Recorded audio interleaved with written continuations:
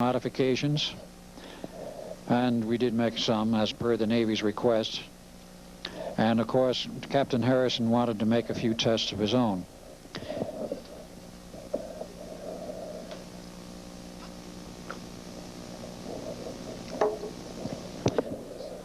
Yeah. In view of what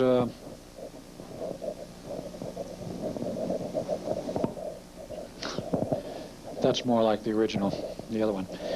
In view of what he observed of the Eldridge in the first test, namely a very far out water line, and he could not see the bottom where the water line resumed under the ship, he decided to outfit the Eldridge with pressure testing systems and devices, hydrostatic readout devices on both the inside and outside of the hull, a secondary crew to make measurements of the actual hydrostatic pressure and hull pressure, and he had to his command a submarine which would then go under the Eldridge and see where the water really was and what was going on. So we had two crews on board the Eldridge and a submarine available. At the last minute, at the morning of 12 August 1943, some kind of problem developed. Didn't like to call it in the Navy a glitch. And they pulled that secondary crew off the Eldridge, put them on the sub, moved the sub out of the area, and then says, we can go ahead with the test. So naturally, Duncan and I were there scratching our heads and standing by the rail before we got our final orders to proceed, wondering what the blazes was going on. We're very apprehensive. We knew something was wrong, but we had no idea what. We didn't have too long to find out. The orders came about 1000 hours proceed with the test, so we turned all the equipment on as per the new protocol. And for the first 60 to 70 seconds to the observers on that carrier, as well as two other ships now available, a cutter and a commercial vehicle known as the SS Furiaseth, a merchant marine ship, it appeared to be going normally. The ship was radar invisible, but you could still see it through a haze, a greenish haze, not pink as per the movie. And they were watching the ship in the rotating fields, and what appeared to be something rotating anyway. And all of a sudden there was a blue flash and the ship disappeared, waterline and all.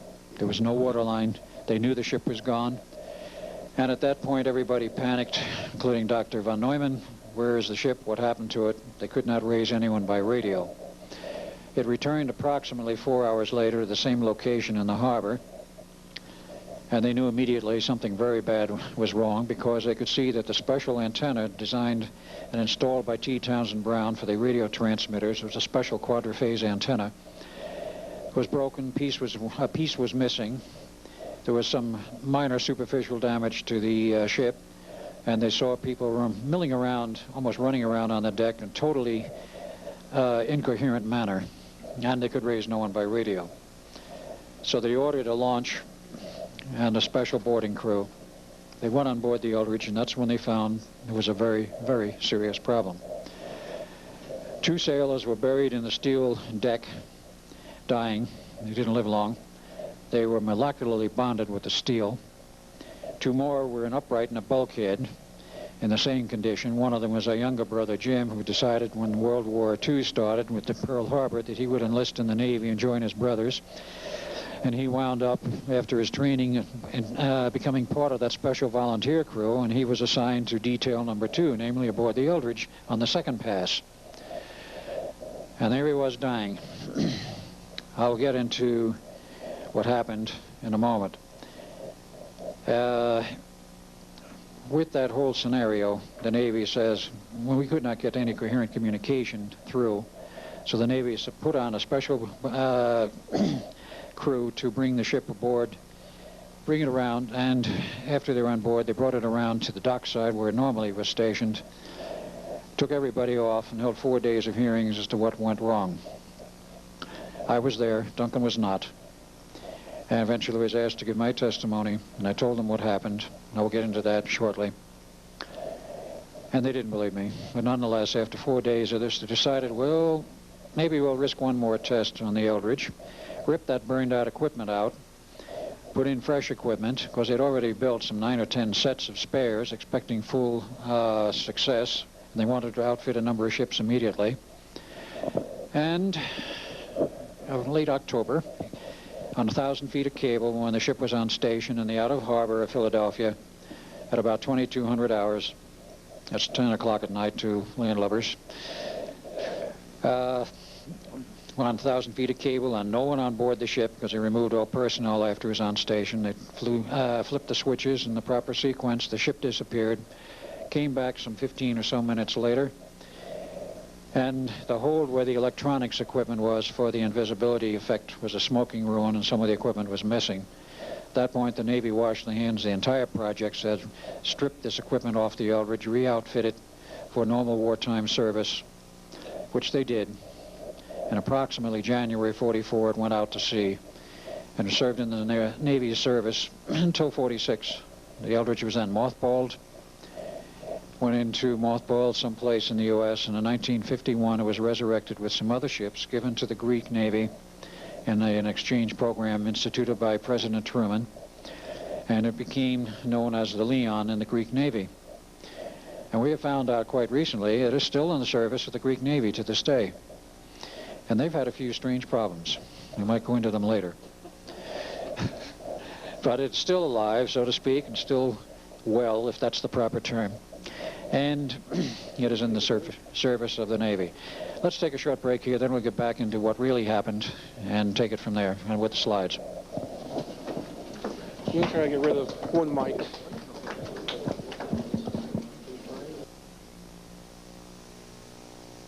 Laryngitis, it's working, but not that well. Speaking of the mic. Okay. If everyone's ready, we will continue. Is the camera ready?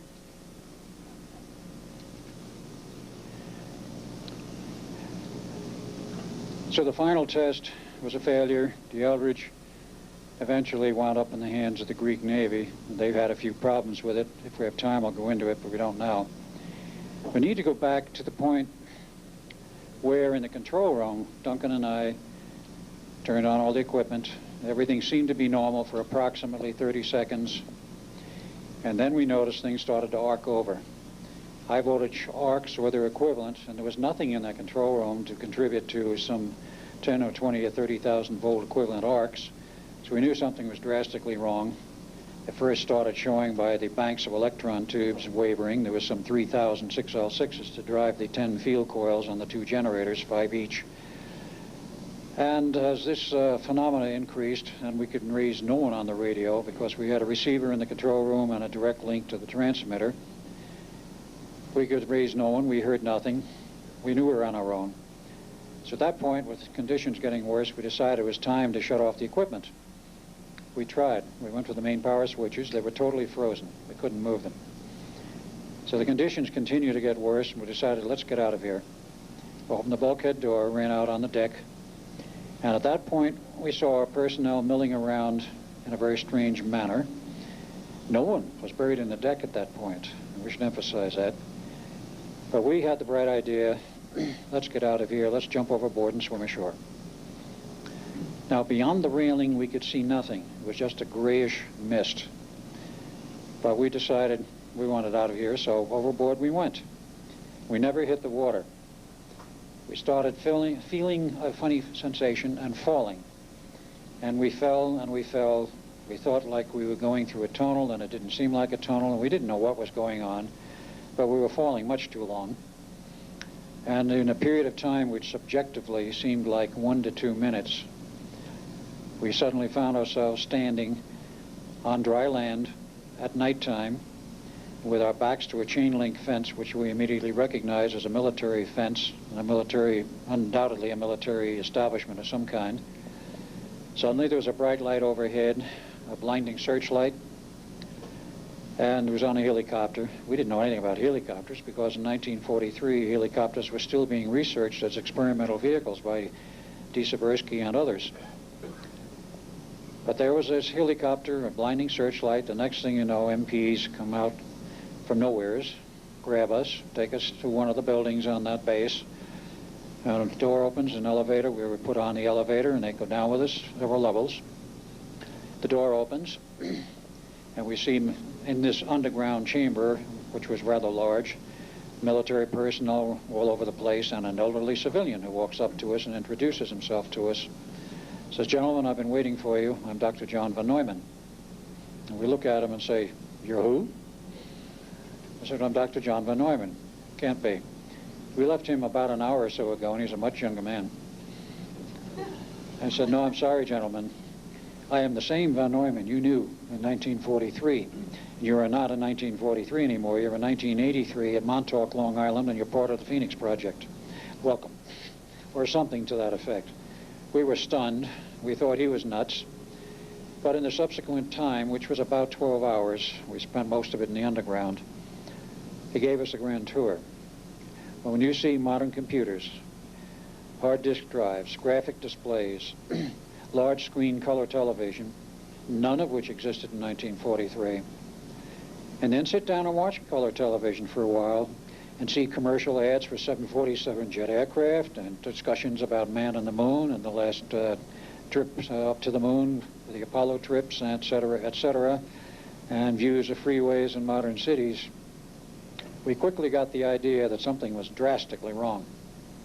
And we finally had to accept the fact that I guess maybe we did travel in time and wind up in 83.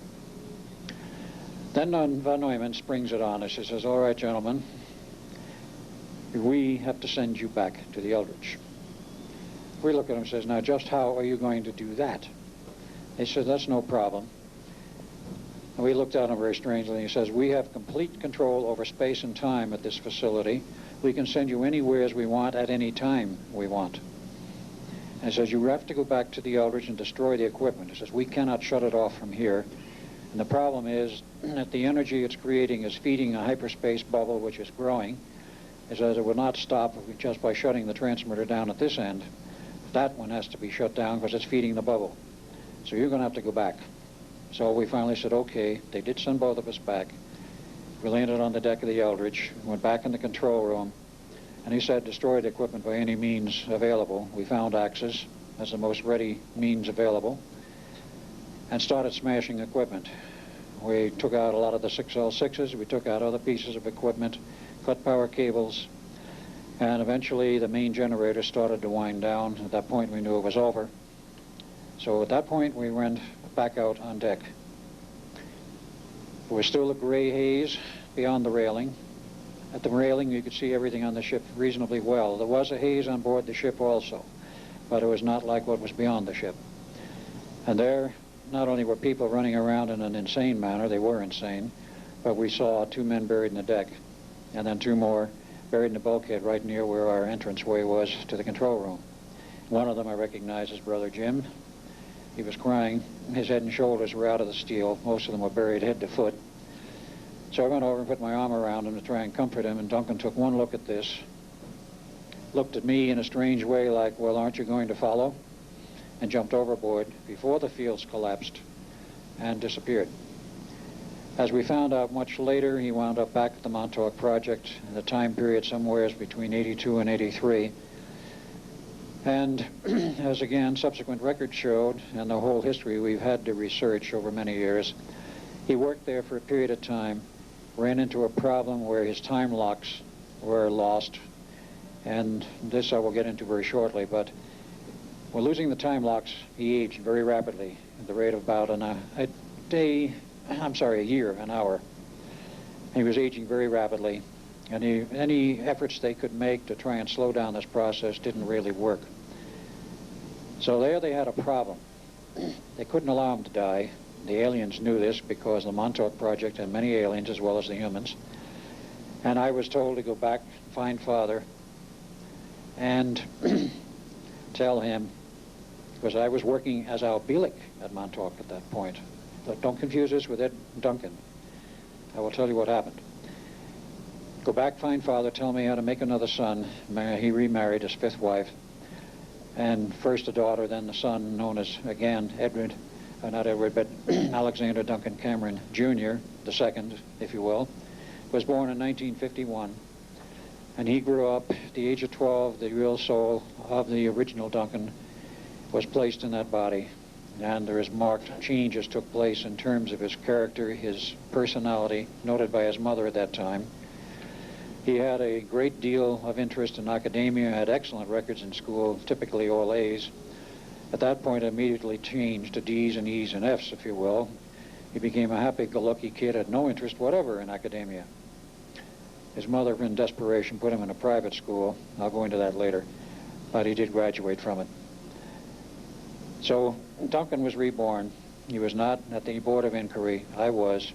And basically, what I told them at the Board of Inquiry, and Dr. von Neumann in particular, was what happened, what I saw going into the future and so forth. Nobody believed me, including von Neumann. Von Neumann 43 didn't believe I went in 83, and we in 83 didn't believe that was the same von Neumann for 43. So we had an interesting paradox. In any case, von Neumann says, I want to see you later. So I went to see him later after this little inquiry was over. He says, all right, I guess I'll have to build a time machine. I'm going to send you back to that period where you were, and you are going to get proof of some kind to convince me that I was really there and this really happened, as you described it. He built his time machine in the lab because in the lab he was not under control of the Navy. He was in control of the Institute, and he did it secretly.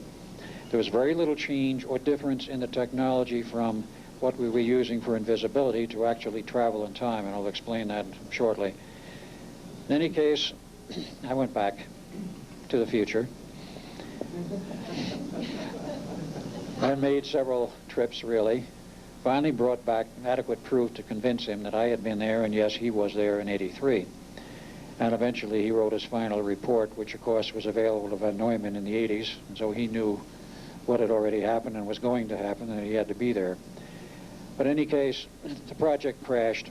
I remained in the Navy until 1947, but what happened in the meantime is also of interest. Von Neumann, of course, became heavily involved in the atomic bomb project at Los Alamos, which the decision was made, of course, to move the research for the program to Los Alamos in January of 43. And in July of 43, they started the first constructions. In October of 43, von Neumann made his first trip up there. And he was there as a consultant. He was not there full time. And of course, J. Robert Oppenheimer was the director. And he knew von Neumann very well. So long in 44, I might add, in 43, I had a little problem. I was quarantined like all the other personnel for approximately 6 months by the Navy. You can't see anybody off base. So I was not allowed to see my girlfriend, who was pregnant. And I wanted to marry her. The Navy said, yeah, you can talk with her on the phone once a month maybe, or something like that. I went to von Neumann. I said, look, I don't want a child born out of wedlock. Can you do something to arrange a marriage? He said, yeah, I think I can handle it. So he set it up at Princeton University at the Princeton Chapel. I was married there in late 43. In February 44, a son was born. Christened Jess Cameron, today is known as Jeff Cameron. And in 44, von Neumann made the suggestion that I be moved up to Los Alamos to work with him on the project. The Navy was delighted with the suggestion because they didn't know what to do with me.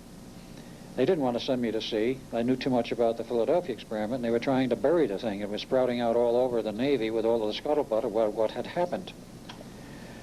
So I went to Los Alamos in July of 44, worked more or less on the project, primarily as a technical writer. They wanted somebody that knew all the physics and could write decent technical reports, progress reports for the Navy and for others. And I remained there till 47. Family was with me. And in July 47, I had been warned that there was something coming up that was not healthy, that I was in trouble of some kind. So on July 4th, 1947, while at a picnic, the family, Navy MPs come up to me and go through the formality of identifying me.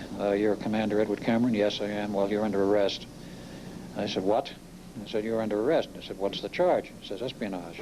I said, that's ridiculous. He says, I'm sorry, we have the charge, we have to arrest you. So they separated me from the family with a tearful goodbye, and I never saw either of them again.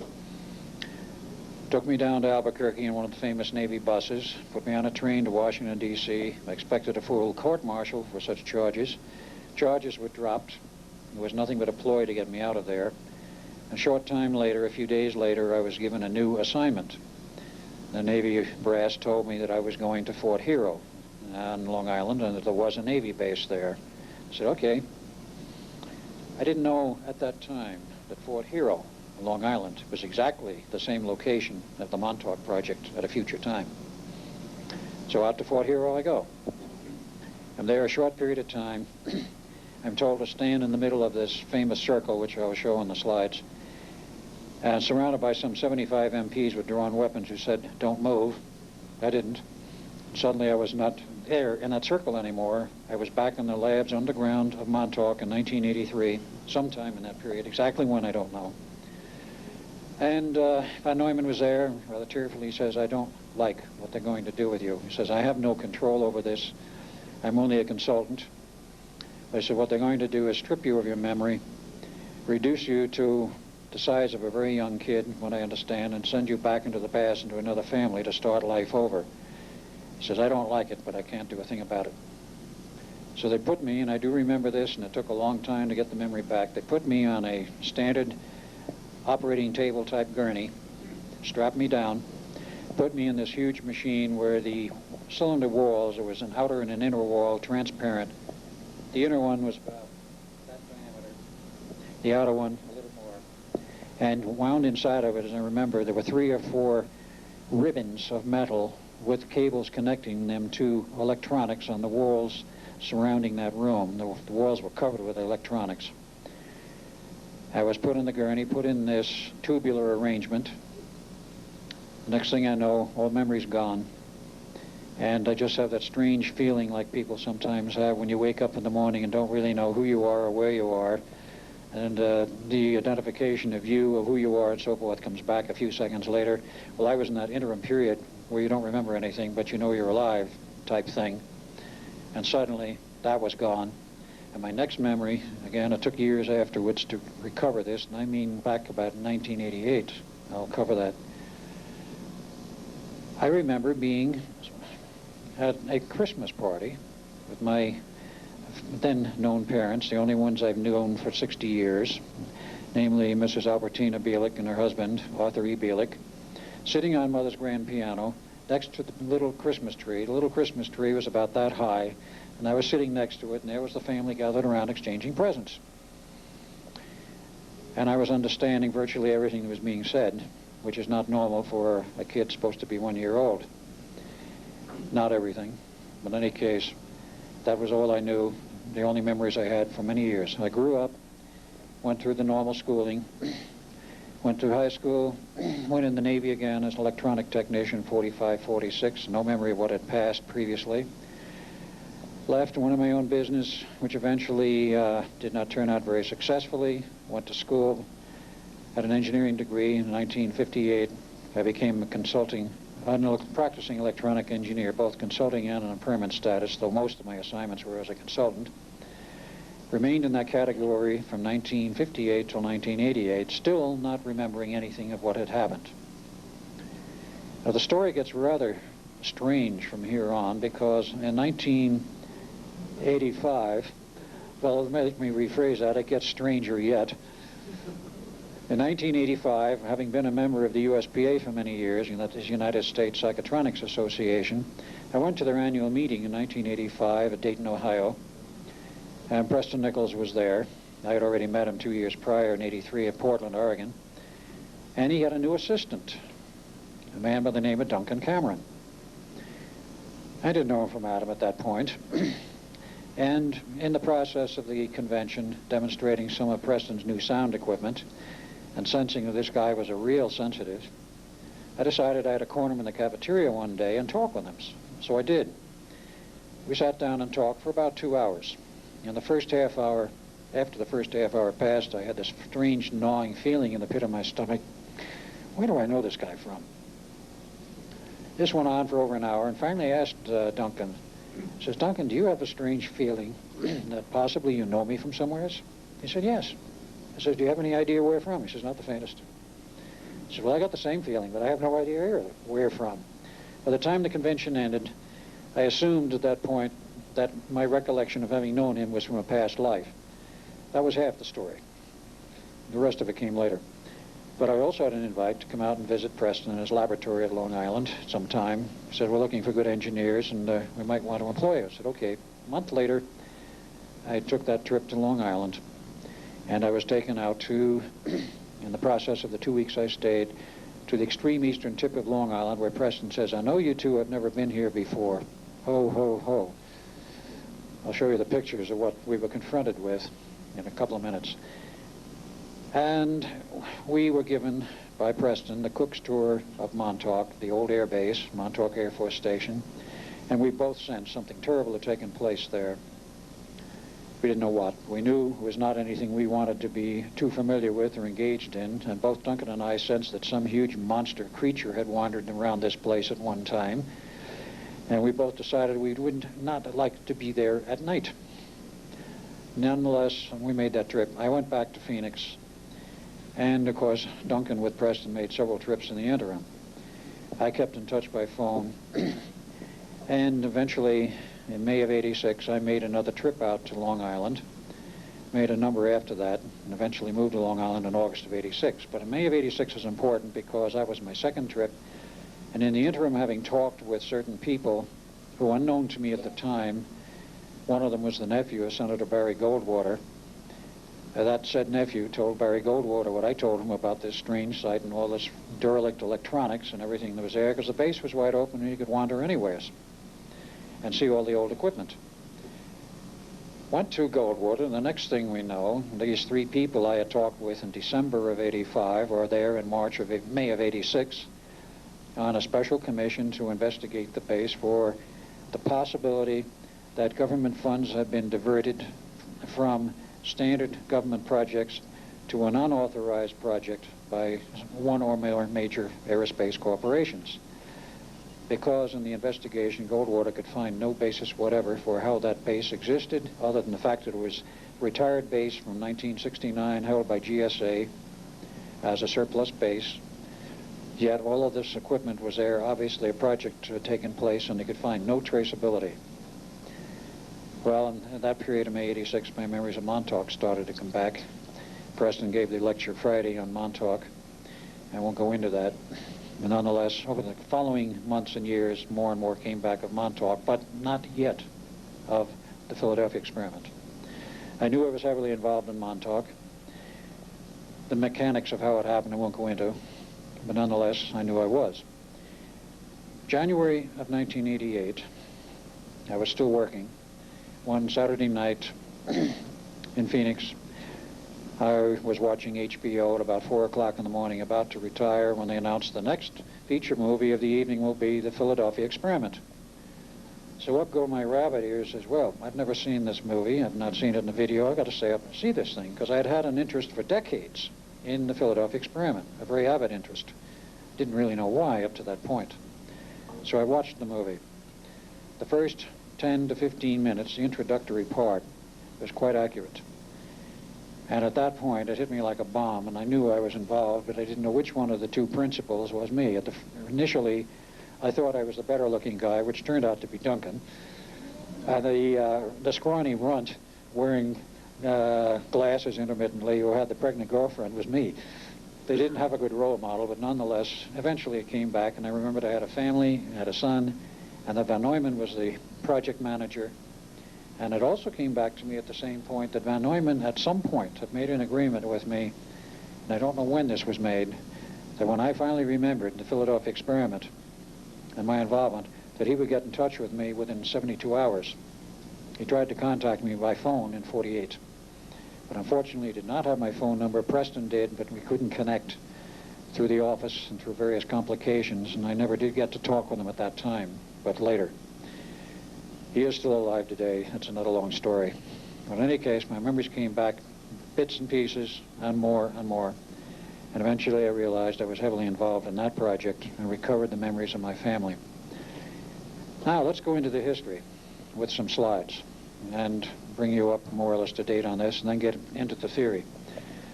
So if we can have some slides, and where did the remote go?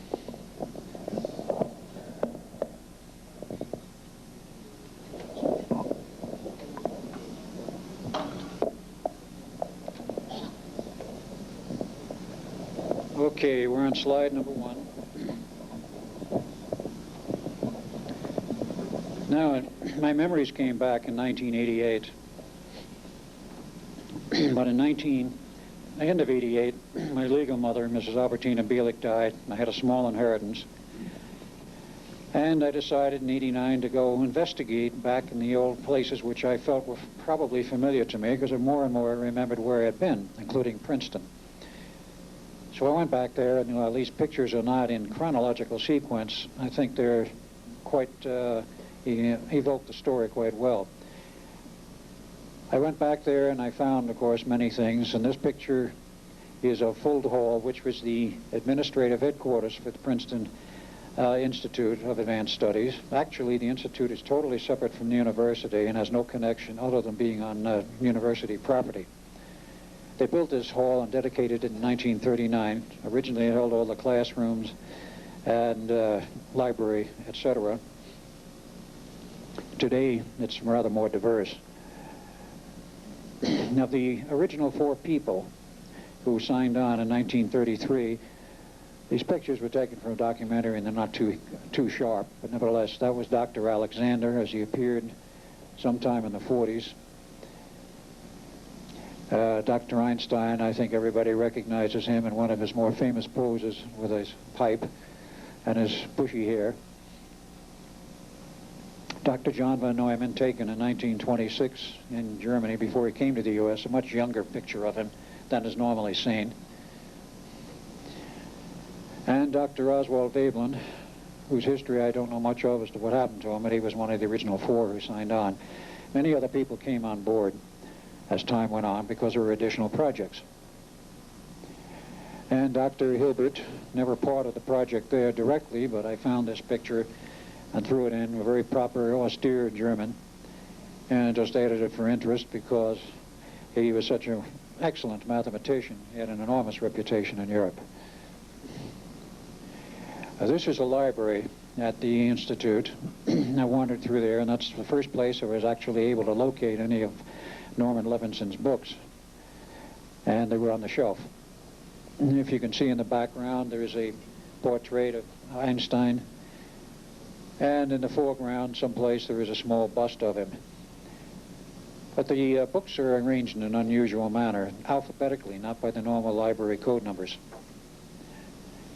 And this was in the courtyard. I took a few pictures here. It's the 2nd oldest university in the United States, very well maintained, very elegant, and of course, very well funded, so they can maintain it. And in this courtyard, I found this pine tree, quite old, quite beautiful. It's nothing to do with the experiment, but I thought it was a nice picture, so I took it. And of course, it was there during that period. One of the study halls, where I had been more than once, it was very, very familiar to me.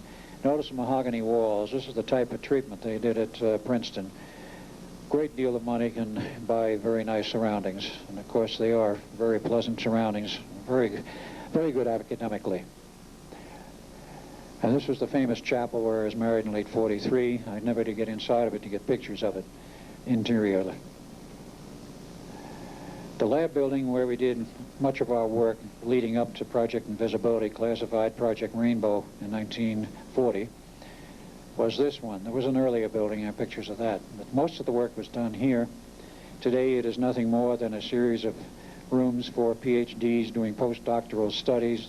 The lab has been turned into a woodworking shop. But strangely, one of the little rooms where Duncan and I and von Neumann used to be was this one. I found it at the end of a hall. And the blackboard, though probably not the same, was the one where von Neumann used to teach us what we were doing and what we were about to do and what we were trying to do. And Duncan or I, or both of us, would sit in that corner. I'll swear those chairs are the same. The room hasn't changed at all since 1940. And that was the year of the wood building in which they conducted the first test. Today it's vehicle storage. And if you get up closer, you can see there's still some few pieces of lab equipment in there, mostly chemical. And there's a cat peering out one of the windows, if you can see it. Now, we need to focus a little bit. In 1933, an offer was made to von Neumann to join the staff, by Abraham Flexner, who was then the director and remained director for many years. And that offer to join staff was at $10,000 a year, then an unheard of salary. Many people who joined the staff afterwards have become assistants to Dr. Van Neumann, who joined at $1,500 to $2,000 a year, which was more usual. They wanted to make sure they got Van Neumann. He already had a great reputation. And this one is, again, quite a bit out of focus. It's hard to get that one in focus. This is basically a letter written in reply to a query in 1942. What is Van Neumann doing there on staff? And the then director wrote back, the bottom paragraph outlines it, that he is working in a secret government project which, if successful, will materially help to shorten the war. That was sort of an oblique reference to the Philadelphia Experiment, as it was later known. But that project was afoot then and classified. I've talked with other people who were associates of Van Neumann who knew of the project at the time, who were not part of it, but nevertheless they were privy to the fact that it was there. Now, the place where the experiment took place. A little outline of Philadelphia. Let me get my pointer, if you can focus a little better.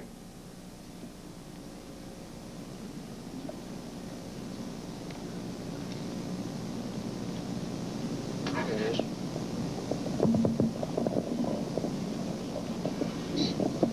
Courtesy of AAA. You'll find down here in the bend of the river, it's Philadelphia, and the Philadelphia Navy Yard is right in this location. And most of the testing, the final two tests and the third one, were conducted basically downriver. The river is about a mile wide at that point, and as you go further down towards the bay, it widens out appreciably. And in those days, it was rather deserted, without there being very much in the way of housing or civilization around it. This is the way the entrance to the Philadelphia Navy Yard looks today. These pictures were taken in the summer of '91. I will explain why I was able to take it so well. But it looks exactly the same, almost entirely the same as it was in 1940s when we were there. The same base, same entrance gate, same area, a separate road which came in over a long bridge. And this is the way the Navy Yard looked with an aerial photo in 1942-43. There's a big difference from that period to today. This was the forward section where all of the normal ship traffic, Navy traffic, came in, and the classified section was in back here, which was, access was controlled by this bridge. And the building where we did the classified work after it became a classified project was this one right in here. It's an L-shaped building. And we sat on the top floor. We had views out over the harbor, this part of the harbor, where we could watch various ships come and go.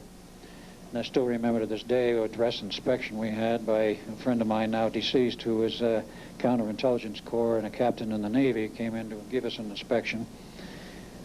And I've not forgotten it. That is after I got the memories back. There was a lost memory among all the others for quite a period of time. All right, where'd you go? To the remote. No, remote. Remote. Got it.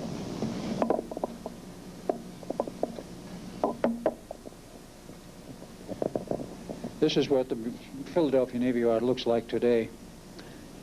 Somewhat more built up. That rail or piece of pipe you see in the front is the bridge across the river at that point on I-95. It did not exist in those days. As the older pictures showed, there was nothing but open fields in back of the Navy Yard, and they had a great deal of security. They don't have much today, as you can see. You can stop on the bridge, there's a lane there, and take all the pictures you want, including of the famous drawbridge, which controls access to the back section of the Navy Yard. You can see in the background some Navy ships in storage. They still do a lot of maintenance. There are rumblings that they may close the yard in '95. I do not know whether they really will or not, but they certainly don't have the security they once did. Another view showing a lot of ships still in there, many of them in storage. A shot at the famous Eldridge, DE-173. Point out a few things on it. This is a file photo. This ship had 4 gun turrets. If you can get a little better focus, or is that the best you can get? I guess that is the best. Yeah. Number 1, number 2, 3, and 4. Notice that 1, 3, and 4 have tarps on them. Number 2 was open. Number 2 had a dummy wooden turret they could put on it whenever they left the Navy Yard. And the central mass structure was right here, on which the other antenna was mounted on top, the special one designed by T. Brown. The control room in which we were is this structure here. It was actually on deck level. That was the entrance door. And as you can see from this photo, there are, at that shot, at that time, some sailors standing there. But they wanted the equipment to be set up so that all of the cable lengths were equidistant, which said you had to have the generators essentially under this section, which was quite an accomplishment to get them from up here to there. That's why they had the rails in the interior. And they had 4 coils. 2 were port side, which was this side, 2 starboard over here. They were adjacent to each other, and they were set up in a pattern such that they were essentially around the antenna, and the antenna was actually central to the placement of those 4 coils. Now, there wasn't a square, obviously, it was oblong, but they wanted equal cable lengths because of the propagation delay, and they wanted the fields to be generated in a very precise and controlled manner. The fields actually were generated such that they rotated around the ship. I'll get into that later. But I wanted you to see what the Eldridge looked like, today called the Leon. And that basically is what the Eldridge looked like in that day.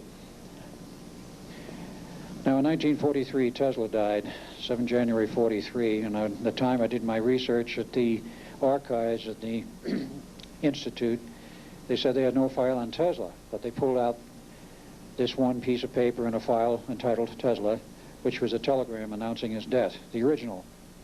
So I took a picture of it. It's hard to read, but it announced his death, sent on the 9th of January, and that there would be a funeral held on the 10th of January at St. John's in New York. They didn't hold the funeral for 2 weeks after that date because people came from all over the world to view the body. His reputation at that time was much stronger in Europe than in the U.S. So we did have an interesting funeral. T. Townsend Brown in younger days, when he was better looking, he died, to the best of my knowledge, in 1987. Well, in 1986, witnessed by a friend of mine who spoke with him directly, and of course our own personal visits. Now, in 1955, after the Navy thought they had it all bedded down, and I was out of the circuit, and Duncan was out of the circuit, and they retired everybody who had been connected with the project, a little paperback book arrives in the in-basket of Admiral Firth's office, the Office of Naval Research, entitled The Case for the UFO by Morris K. Jessup. But nothing unusual about the book other than the footnotes hand-scribbled on virtually every page referring to conditions in space, the Philadelphia Experiment, what went on and happened there with the disaster, etc. At that point, virtually no one in the Navy knew anything about it. The records were well buried. They set up a commission. The man on the extreme left seated, George Hoover, was in the Navy, and I have since spoken with him to verify all of this, as he's retired now. Various other people, you can recognize perhaps Dr. Werner von Braun seated on the right, and other various personnel, Navy and civilian, including Vero Corporation Board of Directors and people, because they were involved in the feasibility study of putting up satellites in 1955, and here comes a book telling about conditions in outer space, as if somebody had been there. That became very interesting. So did Morris Jessup. He was called to Washington 3 times. He says, I don't know anything about these notes, but he took his own copy, because he made up a special edition from Vero, the so-called Vero edition, of which there were 50 copies originally, and he did his own investigation. In 1959, he called a friend of his, the name of Dr. Valentine, living in Florida in Dade County, and says, I think I've got the answer. I'll be over to see you for lunch. So he headed over there. The public record says he never arrived, and his body was found the next morning in his car in the Dade County Park, dead of carbon monoxide poisoning from the usual hose from the exhaust in the window, and that he, quote, committed suicide, unquote, and there was no briefcase or records in the vehicle. Of course, it hit the press for days, for weeks. The man became a martyr over this whole business because he was known to be investigating UFOs heavily and was on a hot project. Many people knew this, but they didn't know what it was. My research has indicated that he made it to Dr. Valentine's for lunch, discussed the business with Valentine with his notes, received a mysterious phone call warning he that he was in extreme danger of his life and he should be very careful. So the good doctor, what happened to his notes, we don't know. We have no idea to this day where they went. Possibly Valentine knows. I've not been able to check with him. But our friend disappeared, got in his car, he disappeared, and I have had one report on the end of a talk show I was in by somebody who claims to have been an eyewitness to the fact that he was murdered and was able to escape by not being noticed and not really staying there. He said he saw von Neumann in the car. He didn't know who it was or whose car it was that afternoon in Dade County Park with two very tall, strange-looking people around him, and he seemed immobile in the car. The next morning he was in the press and he saw the vehicle on the license number, which he had noted, and he knew it was von Neumann's car, and von Neumann he saw that afternoon. He would not identify himself. Now, Jessup was the man who was dead, but the man who gave me the story would never identify himself as to who he was. And he said he considered himself lucky that he had escaped. Well, time went on, and the whole thing never completely buried after that. And after the project was over in 1983, von Neumann told the government he wasn't ever going to work for them again. So he went upstate New York with his wife, his second wife, actually his third, but by record 2.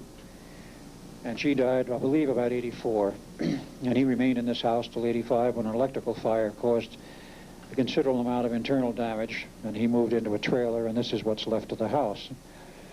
And he moved into a trailer. But around the house, in my visits, I took pictures of what was there, the chicken coops, the various buildings, all loaded with electronic equipment.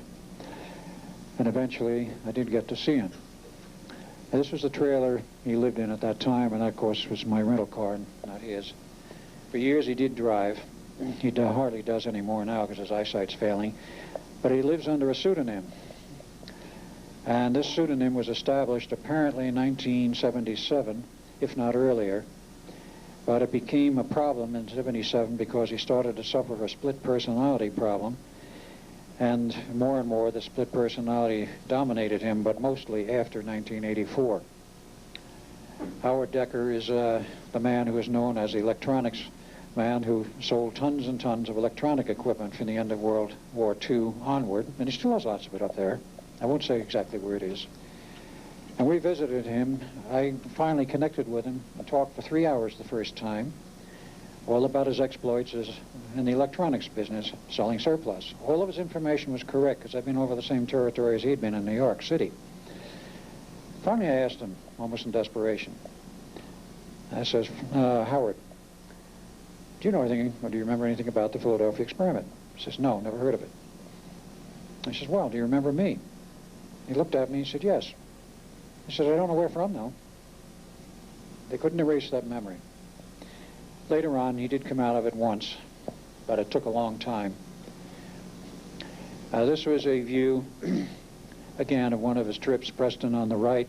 I was taking the pictures. The man known as Howard Decker with a cap on his head was kneeling down. Somebody came up to buy some electronics equipment from Virginia or somewheres, and there was a discussion. He went away without buying anything that day. Now, von Neumann, as a younger man, take a good look at the eyebrows, the ears, particularly the left ear, the way it sticks out, the structure of the chin. And now, look at this man. Taken October 5th of 1991 when we took him to dinner. Notice the same protruding left ear, the same jaw structure, a sagging mouth, of course. A few years have intervened.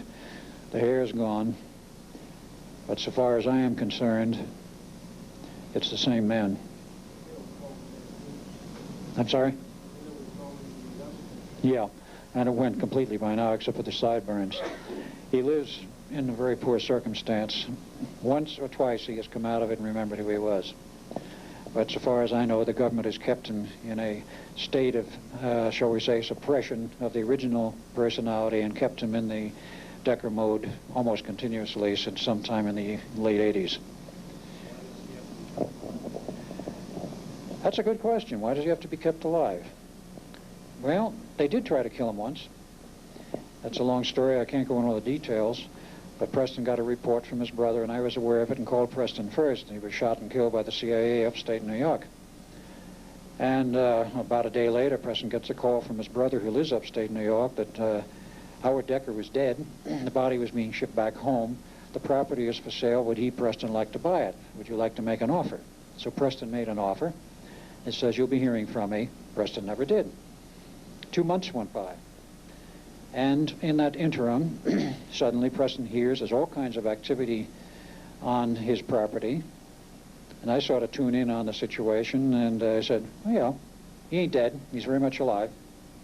We went up there and found him very much alive. They never did succeed in killing him permanently. He is kept alive by perhaps the same set of circumstances as availed for Duncan and myself. We went through a complete time loop. We're part of the Philadelphia Phoenix loop. Van Neumann has been through the whole thing himself. I didn't know that until later because he became involved in the problem of the 1963 node point and the potential backwash of the time waves which could have destroyed this continent. A special project was set up that Van Neumann was involved, as well as 3 other scientists whom I cannot name, not because I don't know who they are, but because of other reasons. And they stopped the whole thing from backwashing. They had to damp out the time wave. I'll explain that a little while later. But Van Neumann knew then very much what was going on. But now, today, he very seldom is himself. It's a very sad situation. Looking for relics of the Philadelphia Experiment, at the time of my visit up there, I found this piece of equipment. It was a frequency meter, and anyone who has been on board the Eldridge through that period can recognize the vibes of an activated ship in a time project, and that piece of equipment had those vibes on it very strongly. And so I knew that one had come from the Eldridge. The nameplate on it, which is not too readily readable, dates from that era of 1941-42. Built for our ships. Another piece of equipment turned up. Strange history on this one. Preston still has it, I think. But in 1963, it turned up, according to the stories, in the yards of RCA Rocky Point, someplace out in the grassland. Nobody knows how it got there, but they picked it up, put it on the shelf. Years later, RCA Rocky Point facility was retired, closed down. And the engineers who had worked there were told, well, any of the surplus equipment that's left here, you're welcome to take home. We're going to have to scrap it, so take whatever you want. So one engineer brought home tons and tons and put it in his attic loft and in the basement and all that. The Tesla receivers, which Preston now has, came from that loft. I helped him unload them. The man died, and his widow, 2 years later, wanted to get rid of the equipment. Finally, she called Preston a little while later and says, hey, you forgot the basement. He says, what do you mean? I said, the stuff down here, come back and get it. This was in the basement. Preston takes it home to the lab and takes the lid off and looks at it, and one day Duncan comes in, sees this thing, backs up and says, get that blankety blank so-and-so piece of equipment out here. I can't stand it. It was on the Eldridge. So I get this by phone. I says, okay, save it for me, Preston. I want to see it.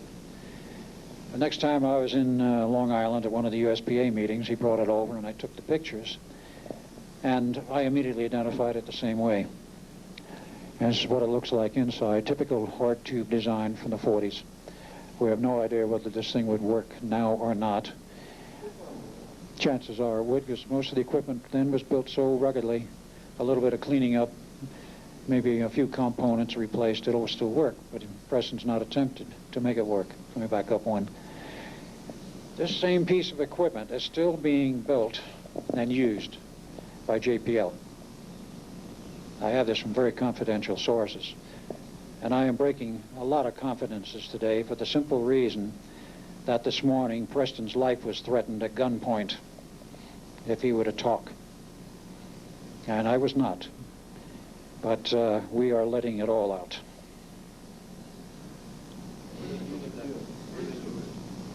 Right here in the hotel.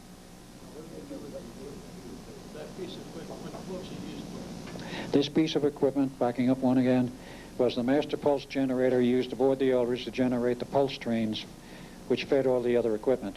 There was another piece of equipment we don't have pictures of hardly any of the other equipment, but a pilot pulse generator. Okay. There was a zero-time reference generator, a lot of amplifiers, other associated frequency generators and such, all part of this equipment. We can easily blow out and draw a block diagram, and it has been done in part, but we're not going to do it now. Now, in 1990, this gets into a very strange era for me. I went lecturing up in Pennsylvania in the first weekend of October in 1990. Preston went to Deerfield, New Hampshire, and was there at the swap meet. He found this piece of equipment. I think you found that later at Philadelphia that same weekend, didn't you? Yeah, okay.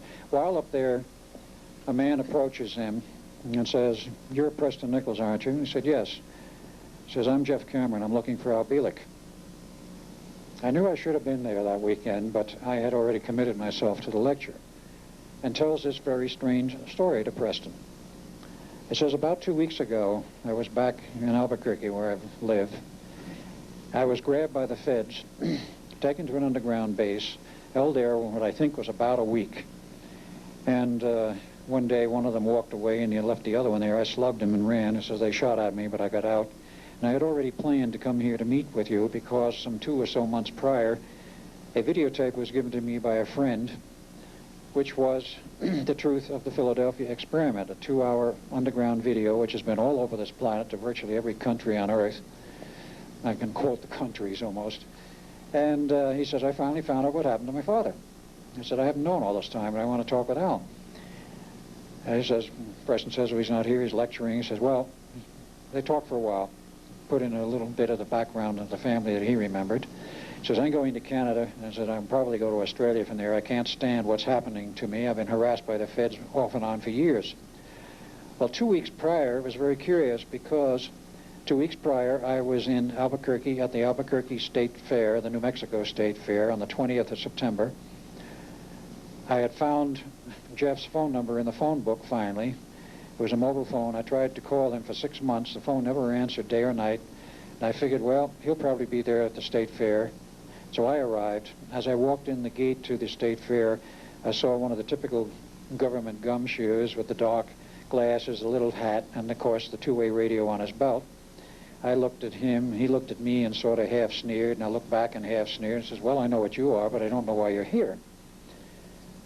I knew my son was there someplace on the fairgrounds, and suddenly I felt a sense of panic, and he ran and left, and I'd never connected. I went back to my motel room that afternoon, called his phone number again, and it answered for the first time. Not Jeff, some young male voice. I asked for Jeff Cameron, never heard of him, slammed the receiver down. Called a second time, I want Jeff Cameron. Nobody here by that name, slammed it down a second time. I called a third time, I said, no, just a minute. This is Jeff Cameron's phone number, who are you? Well, I never heard of Jeff Cameron. I don't know who he is or what you want. I says, I want Jeff Cameron. I said, this is his phone number, and this is his phone. Well, we don't know anybody by that name, and he hung it up again. Called the phone company, gave him the number. Whose name is this phone currently registered in right now? He looked it up, came back in about 2 minutes, says in the name of Jeff Cameron. I said, right now currently? He said, yes. Never did connect with him again. Months later, I connected with somebody on the phone, says, never heard of Jeff Cameron. Well, what are you doing with this phone? Well, I've had it for years. I said, oh, really? I said, that's very interesting. The phone company says it's listed in the name of Jeff Cameron and has been in the phone book for quite some time. Who are you? Now, they gave some excuse and some answer, and I said, well, this phone is costing me money. I said, sorry about that, but I'm trying to find Jeff Cameron. Never heard of him.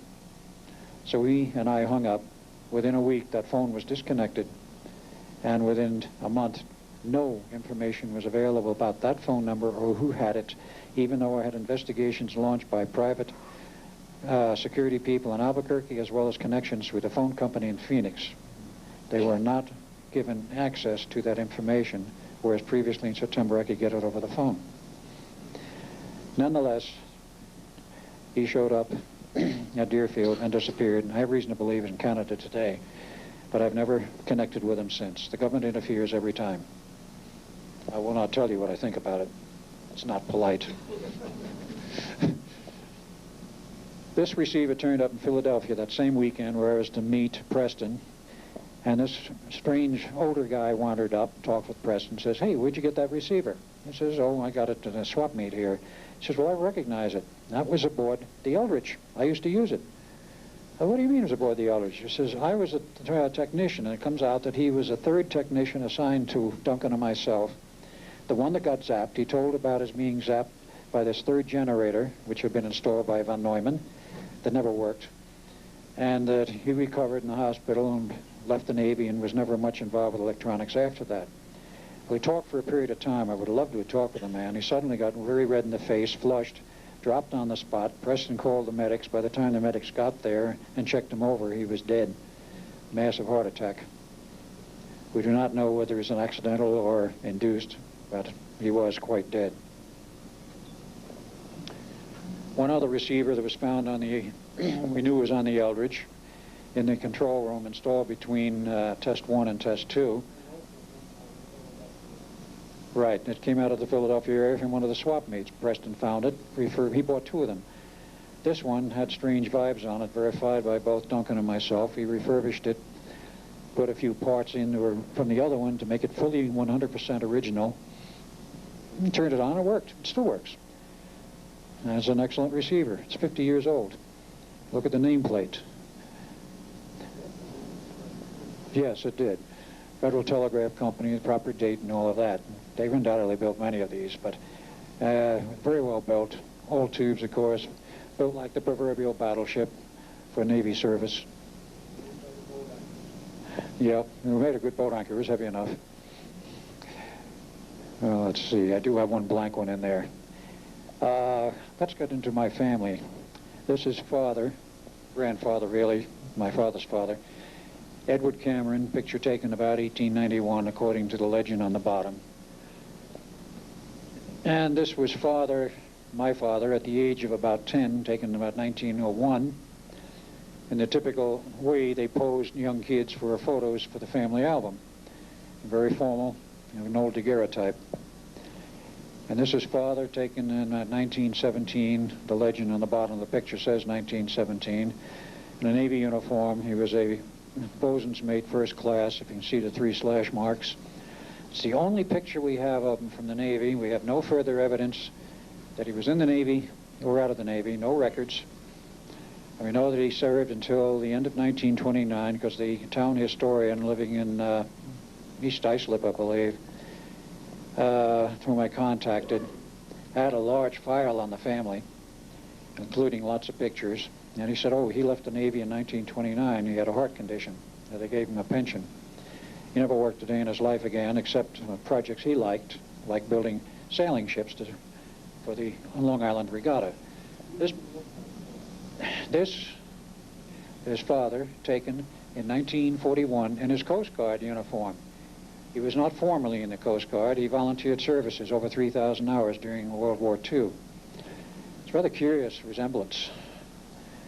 He was in excellent health, a very good-looking man, even at 50, and he was chasing women most of his life. I mean, he was a real, pardon the expression, rake. 6 wives. Number 1, number 2, and number 6 were not legal, but number 2 through 5 were, with the marriage certificate and all of that. When he died in 1981, his 6th wife inherited the house in Virginia, and Duncan inherited the beach house on Babylon on Captree Island. The citation for father's service in the Coast Guard, note that he ran under the name of Arnold at that time because he had adopted the name because he was raised by Auntie Arnold. He went back to the name Cameron, and it was never a legal change. I checked that when I obtained the birth certificate. They told me if it had been legally changed, it would have been noted on that certificate.